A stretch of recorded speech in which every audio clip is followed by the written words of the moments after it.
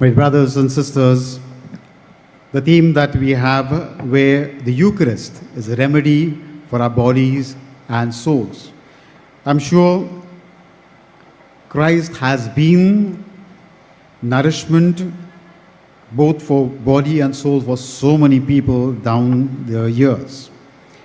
And the same Christ who is also inviting each one of us to taste Him. And after having us tasted Him, to make sure that we are able to spread His goodness to people that we come and encounter with. When we come for Eucharist, we know that we receive the body and blood. And that is what is helping each one of us in turn to point out to others and say, this is the body. Behold the body of Christ. Behold the Lamb of God. That Lamb of God who has nourished so many lives can also nourish lives of still more people even today. So it lays a great stress upon each one of us that we have to be effective pointers to this Christ whom we meet in every Eucharistic celebration. John the Baptist, whom we remember in a special way during the season of Lent, was able to point Jesus to several people, including his own disciples, and he was able to tell them, behold the Lamb of God. Because he has known him at the time of baptism, and he knows that in Christ there is power, healing, and deliverance that flows to the people. And that is the reason why when he points out, he knows that this power need to flow and we need to receive this power, the healing touch of Jesus. And we have a great responsibility of making sure that we become like St. John the Baptist pointers, behold the Lamb of God who takes away the sins of the world, one who enriches our life, one who heals us, and one who saves us and delivers us. My dear friends, we have taken part in Eucharist celebration several times. And if I were to say that there is more to Him, to Christ, than what meets our eyes, when you look at the time, when we look at the bread and wine, we know that it is transformed into the body and blood of Christ. So that is the great transformation that takes place, and that hidden power is also unleashed through the healing and the miracles that Jesus performed. It's not that Jesus performed miracles at one time, but He continues to do so through each one of us. He only wants that each one of us become instruments who are able to extend this healing touch and perform miracles in the lives of others. But we need to also remember it is Christ who does it. He only uses us as His instruments, and we need to be willing, and we need to always point, behold, Lamb of God, and not point at us, because it is He who extends His healing touch to others. My dear friends, if we have to experience this miraculous power in our own lives, then I'm sure we also have to make sure we allow Christ to enter us, transform us. Many people down the line have done this. They allowed the power of God to flow through them. They testified to the power of Jesus that was flowing to the Eucharist. And it is our responsibility also to tell other people there is a great power of healing, of love that has to flow from the Eucharist to other people. There was an adoration, and at the time of the adoration, as they were taking Christ in the midst where the people were, there were several people who always fixed their gaze on the Eucharistic Lord as He was passing from the aisle. And we are told about this girl who had her eyes fixed and she falls back. And we're told, is knocked unconscious. And people wonder what have taken place. The power of God was radiating through the host that was passing in the aisle, and that is a great power which was able to transform maybe that whatever happening in that place in the life of that girl who was there. And that is the same power that is we experience in the Eucharist and in the host is able to also radiate and transform each one of us. Sometimes we know that this power that flows is also telling us that Christ is willing to heal both our body and souls. The same Christ who healed so many people who were sick, who cast out demons, as the gospel rightly tells us, is the same Christ who is present at every Mass. And if people need to be healed, and if people were healed at that time, the same Christ can also heal us even this time. Even in the present moment, Christ is able to do that. Eucharist's presence is able to do that. Very often, I'm sure, we sisters and the fathers have an experience of going, or Eucharistic ministers have an experience going or taking Jesus to people who are sick. A priest had this opportunity of serving at an hospital. And as he was serving in the hospital, he took host in a golden container.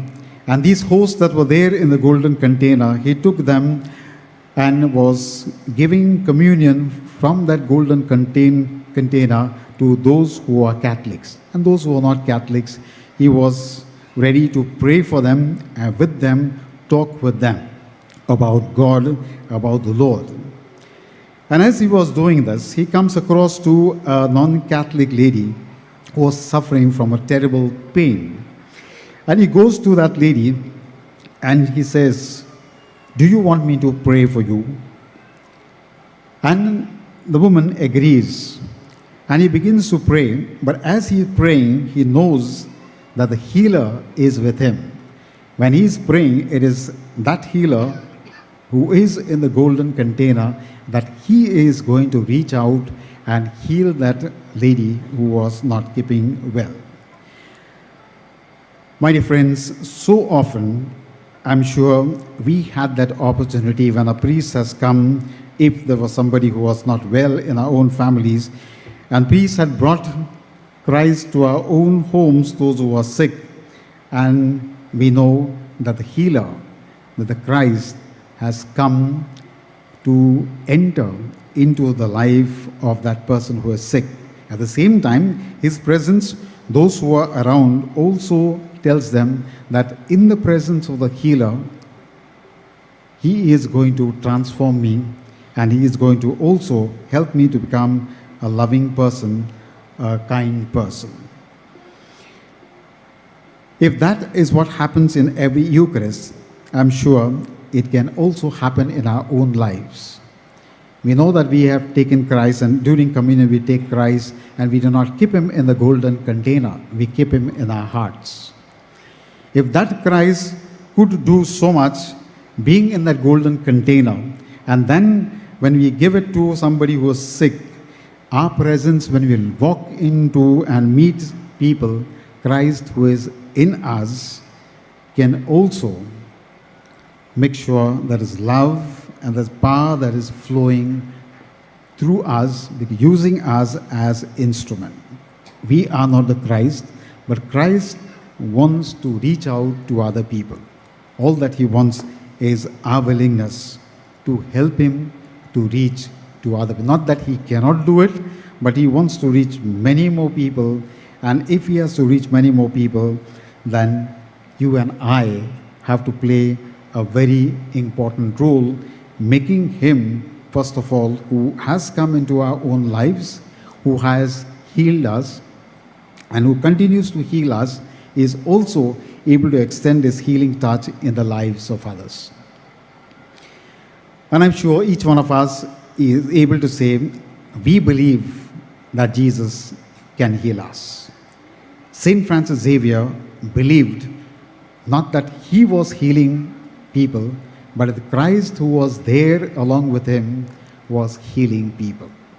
And he knew that the short life that he had to make sure that Christ would be able to reach to many more people, and especially those who were sick. We find in his own life, Saint Francis Xavier goes, mingles with the sick people and the families, and all that he wanted was just one thing, that these people exhibit faith in God.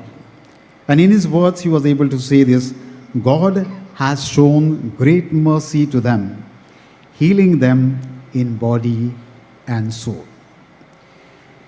So miracles of healing occurred frequently in his ministry. He has been visiting villages after villages, and every place that he went, there were several miracles of healing that were taking place. So that had been part of his ministry. And we are told about once while he was traveling in a pagan territory, Francis learned of a woman who was having labor pains for 3 days. And probably if that continued, maybe her life would be in danger. So he goes, and this is what he does. He tells her that he says, I have come in the name of Christ, and in the name of Christ, I want to ask you whether you want to receive healing that God wants to give you. That God wants to perform maybe a miracle in your own lives, provided you are ready, because we need to be ready. And when he receives a positive reply from her, the rest is she is able to give birth to a very healthy baby. This is just one instance, my dear friends, several instances where St. Francis Xavier has been bringing the healer to those who were in need. If St. Francis Xavier could do that, I'm sure Christ is asking us to be his extended hands, to reach out, to bring him to those who require his healing touch. As we take part in the Eucharist celebration, let us ask Jesus to help each one of us so that we will be able to bring him to other people. That as we receive today even the body and blood of Christ, we will be asking that healer who wants to come in our own life to transform our own lives. As a priest, we will be lifting up the host, where we will be saying, behold the Lamb of God.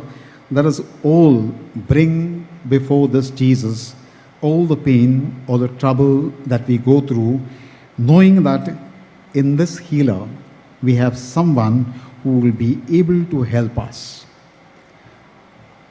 May St. Francis Xavier, who tirelessly worked to bring this healer to others, enable each one of us also to bring this healer to the people that we'll be encountering, not only this evening, but also in the days to come.